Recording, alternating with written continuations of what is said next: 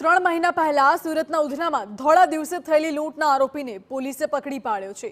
ઉધના પોલીસે આંગડિયા પેઢીમાં લૂંટનો પ્રયાસ કરનારા મુખ્ય સૂત્રધાર જોગેન્દ્રને ઓડિશાના ગંજામથી ઝડપી પાડ્યો છે।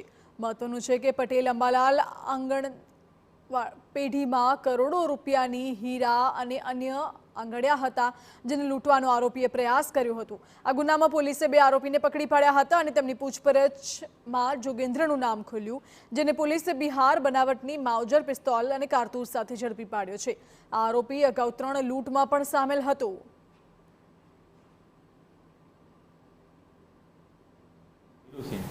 એને ટીપ આપી હતી કે આ જગ્યાએથી તમે લૂંટ અથવા ચોરી કરી શકશો ને અહીંથી મોટો માલ તમને મળશે।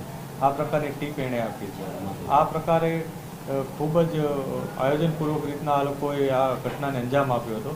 અગાઉ આ લોકોમાંથી 3 જણા અગાઉ જે લાજપોર જેલ ખાતે અગાઉના ગુનામાં જ્યારે સંડોવાયેલા હતા ત્યારે ત્યાં ભેગા થયા હતા અને લાજપોર જેલ ખાતેથી તેઓની મિત્રતા થઈ હતી।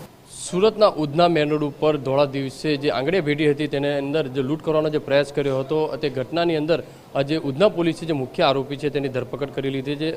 ઓરિસ્સાના જે ગંજામ વિસ્તારની અંદરથી આ જે આરોપી છે તેને રિવોલ્વર સાથે યોગેન્દ્ર ઉર્ફે યોગીની ધરપકડ કરવામાં આવી છે।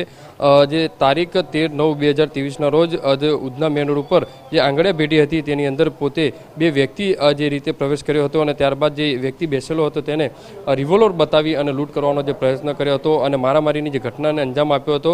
મહત્વની વસ્તુ એ હતી પોલીસ તાત્કાલિક પહોંચી જતા એક આરોપી જે તે વખતે પકડાયો હતો અને ત્યારબાદ જે મુખ્ય આરોપી જે છે તે ફરાર હતો। ત્યારે ઉધના પોલીસને જે રીતે માહિતી મળી હતી તેના આધારે યોગેન્દ્ર ઉર્ફે યોગીની ઓડિશાના ગંજામ ખાતેથી જે ધરપકડ કરી અને તેની પાછળથી જોઈ શકાય છે કે જે રિવોલ્વર કટ્ટુ જે કહી શકાય છે તે પણ કબજે કરવામાં આવી છે, કારણ કે જે બતાવી અને જે લૂંટ કરવા માટેનો જે પ્રયાસ કર્યો હતો।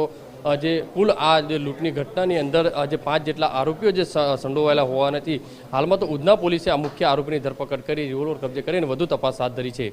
કેમેરામેન સંજય ચંડલ સાથે બલદેવ સુથાર, TV9 સુરત।